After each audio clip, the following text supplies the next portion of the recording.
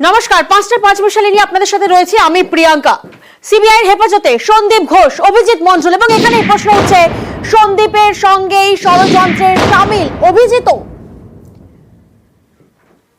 এখানেই প্রশ্নটা উঠছে যে সন্দীপ ঘোষের সঙ্গেই কি ষড়যন্ত্রে শামিল অভিজিৎ মণ্ডল। শিয়ালদা আদালতে সওয়াল সিবিআই এর ঘটনার দিন সন্দীপের সঙ্গে টানা কথা টালা থানার প্রাক্তন ওসির এবং এখানেই প্রশ্ন যে সকাল 10টায় ঘটনা জানাজানি হলেও এফআইআর কেন রাত 11:30টায়। বিভিন্ন প্রশ্ন সামনে উঠছে। সিবিআই হেফাজতে সন্দীপ ঘোষ এবং অভিজিৎ মণ্ডল, মঙ্গলবার পর্যন্ত সিবিআই হেফাজত। প্রতিনিধি অর্পিতা এই মুহূর্তে আমাদের সঙ্গে রয়েছেন, সরাসরি অর্পিতা থেকে একটু জানার চেষ্টা করবো। অর্পিতা, আজকে কোর্টের সওয়াল জবাব প্রক্রিয়ায় ঠিক কি হলো?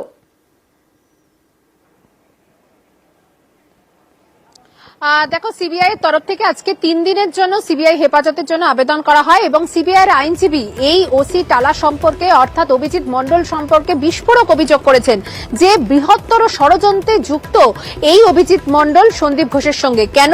তার কারণ তারা বলেছেন যে সন্দীপ ঘোষের সঙ্গে এই অভিজিৎ মণ্ডল যেদিন দেহ উদ্ধার হয় নির্যাতিতার, সেদিন কিন্তু টানা অনবরত তাদের মধ্যে যোগাযোগ ছিল।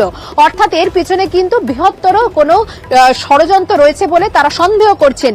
শুধু তাই নয়, এই ঘটনাতে এভিডেন্স ট্যাম্পার করা হয়েছে, অর্থাৎ তথ্য প্রমাণ লোপাট করা হয়েছে এবং এই সকালবেলায় অর্থাৎ যেদিনকে 9ই আগস্ট সকাল 10টায় ঘটনার কথা জানাজানি হয়, কিন্তু তার 1 ঘন্টা পরে ওসি গিয়ে পৌঁছায় এবং রাত্রি 11:30 হয় এফআইআর করতে। অর্থাৎ এই যে এফআইআর করতে যে ঢিলেমি বা এফআইআর করতে যে গাফিলতি, সেই বিষয়টা কিন্তু তারা তুলে ধরেন এবং সেখানে তারা বলেন যে একজন পুলিশ অফিসার, তিনি সমস্ত রকম তিনি নিয়ম জানেন, কিন্তু রেপ এন্ড মার্ডার অর্থাৎ খুন এবং ধর্ষণের ঘটনাতে যেভাবে এখানে কর্তব্যে তিনি বিমুখ ছিলেন বা যে সতর্কতার সাথে এই এফআইআর করা উচিত ছিল তা তিনি অবলম্বন করেননি। শুধুমাত্র তাই নয়, এই ঘটনাতে ইতিমধ্যেই যেটা দেখা গিয়েছে যে এভিডেন্স ট্যাম্পার হয়েছে, এমনকি অটোপসি এবং বিভিন্ন যে সমস্ত ইলেকট্রনিক্স ডিভাইস ছিল সেখান থেকে কিন্তু ফুটপ্রিন্ট এবং ফিঙ্গারপ্রিন্ট সেখান থেকে উধাও। অর্থাৎ তাহলে পুলিশের যে ভূমিকা, সেই ভূমিকা নিয়ে কিন্তু তারা প্রশ্ন তুলেছে এবং ষড়যন্ত্রে শামিল, তথ্য প্রমাণ লোপাট এবং তার যে ডিউটিতে যে গাফিলতি, সেই গাফিলতি, এই 3টি বিষয় কিন্তু উল্লেখ করেছে সিবিআই এর আইনজীবী। তারা এও বলেছেন যে সিবিআই এর সাথে পুলিশের কিন্তু কোনো দ্বন্দ্ব নেই, পুলিশ বলেই যে গ্রেপ্তার এমনটাও নয়, তাকে কিন্তু সন্দেহভাজন হিসাবে তাকে গ্রেপ্তার করা হয়েছে। অন্যদিকে এই অভিজিৎ মণ্ডল অর্থাৎ অভিযুক্তের আইনজীবীর তরফ থেকে পাল্টা কিন্তু জবাব দেওয়া হয়েছে যে সিবিআই যেরকমটা বলছে যে ঢিলেমি করা হয়েছে, জিডি করতে দেরি করা হয়েছে, কিন্তু তিনি তো এফআইআর করেছেন। শুধু তাই নয়, তিনি কিন্তু সমস্ত এফআইআর করার পরেও তিনি তাদের তরফ থেকে বলা হয়েছে যে 3 দিনের তারা সিবিআই হেফাজত চাইছে। কিন্তু কোন গ্রাউন্ড থেকে তাকে অ্যারেস্ট করা হলো? কারণ ইতিমধ্যেই 179 যে বিএনএস অ্যাক্ট, সেই অ্যাক্টে 6 বার তাকে নোটিশ পাঠানো হয়েছিল।